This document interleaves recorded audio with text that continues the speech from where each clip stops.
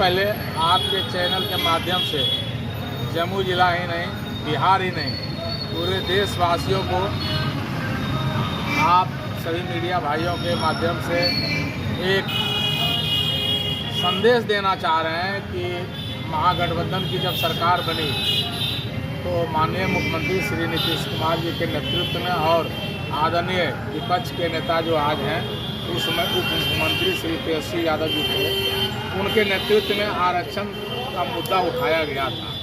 महागठबंधन की सरकार में आरक्षण में जातिगत जनगणना करने के लिए लगभग 500 करोड़ रुपये सरकार की खर्च हुई और तब जातिगत जनगणना शुरू हुआ और ख़त्म भी हुआ। लेकिन बाबा साहब संविधान में जो हक और अधिकार शोषित, वंचित, दलित, पिछड़ा, अति पिछड़ा सबों को दिया गया था, वह हक और अधिकार आज तक नहीं मिला।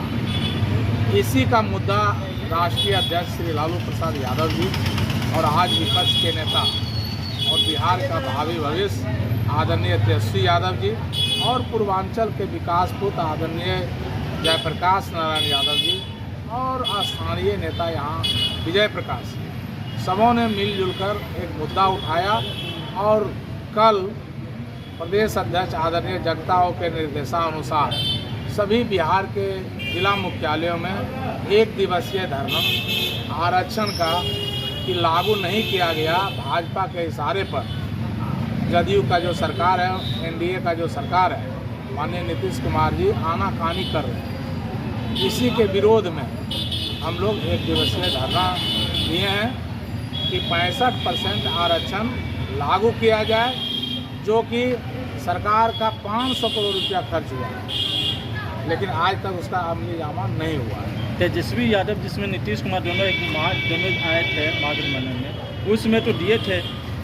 आप लोग को याद होगा कि आज जो बिहार के भावी भविष्य प्रतिपक्ष के नेता आदरणीय तेजस्वी यादव जी हैं और माननीय मुख्यमंत्री श्री नीतीश कुमार जी के साथ में नेतृत्व करते हुए प्रधानमंत्री जी भी मिले, इस आरक्षण की बात को भी रखे और उन्होंने माना भी, और उसी अनुसार से महागठबंधन की सरकार जो है 500 करोड़ रुपया खर्चा करवाए और जातिगत जनगणना शुरू भी की है, लेकिन लागू नहीं किया गया और सुप्रीम कोर्ट से उस पर रोक लगा दिया गया, जो कि सरकार उसको अपील भी नहीं किया। इसी के विरोध में आज हम लोग सभी राजद परिवार जम्मू में एक दिवसीय धरना धर रहे हैं और ये धरना तब तक चलेगा जब तक कि पूरे बिहार में आरक्षण लागू नहीं हो जाए।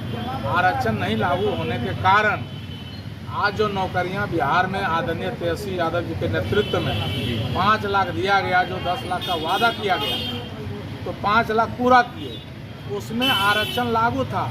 लेकिन आज जब सरकार हमारी नहीं है तो नौकरी में भी आरक्षण नहीं मिल रहा है, जिसके कारण हमारा दलित, अति पिछड़ा, शोषित, वंचित जितने भी हमारे नौजवान साथी हैं उनको नौकरी से वंचित रखा जा रहा है।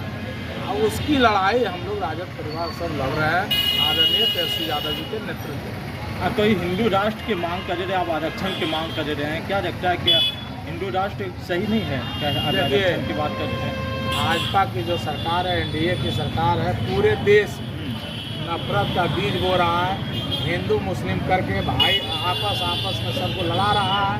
हिंदू मुस्लिम सिख ईसाई आपस में सब भाई भाई। जब देश को आज़ाद कराने का था, जितना हिंदू भाई का खून बहा उतने मुस्लिम भाई का बहा, उतने सिख भाई का बहा, उतने ईसाई भाई का बहा।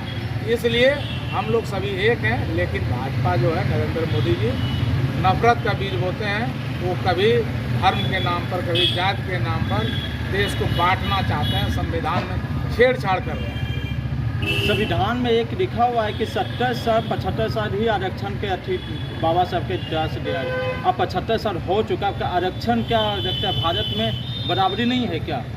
अगर बराबरी रहता तो ये मुद्दा आपके बीच नहीं आती। अगर बराबरी रहता तो आज आप भी बढ़िया में नौकरी में रहते, आपका घर परिवार का बच्चे लोग नौकरी में रहते। इसको वंचित रखने का एक ब्राह्मणवादी व्यवस्था और भाजपा की कूटनीति और आरएसएस की एक व्यवस्था करके इसको वंचित रखा है। आज आप जानते हैं कि कॉलेज में आपका एक भी घर का बच्चा नौकरी में नहीं जा सकता है।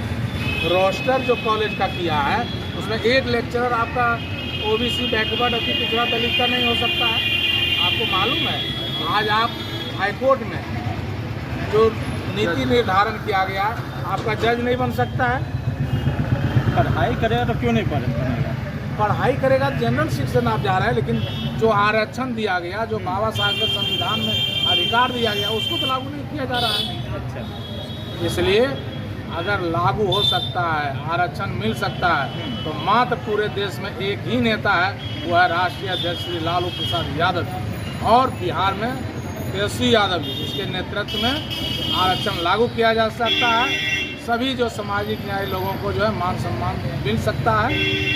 अति पिछड़े, शोषित, दलित, वंचित सभी वर्गों को सम्मान मिल सकता है। क्या चिराग पासवान बोले कि आप लोग बोलते आरक्षण खत्म हो जाएगा? चिराग पासवान तो ये भी बोल रहे हैं कि बीजेपी है तो सुरक्षित है, कहीं कहीं पर कोई आरक्षण को लेकर कोई छेड़छाड़ नहीं हो रहा, आप लोग बोले छेड़छाड़ हो रहा है। आपको मालूम होना चाहिए स्वर्गीय रामविलास पासवान जी जिस समय थे, उस समय आरक्षण में जब छेड़छाड़ किया जा रहा था, SC/ST एक्ट हटाया जा रहा था, तो पूरे देश में रामविलास पासवान जी के नेतृत्व में, आदरणीय लालू प्रसाद यादव जी के नेतृत्व में पूरे देश में आंदोलन चला, और जिसके कारण SC/ST को छेड़ा नहीं गया।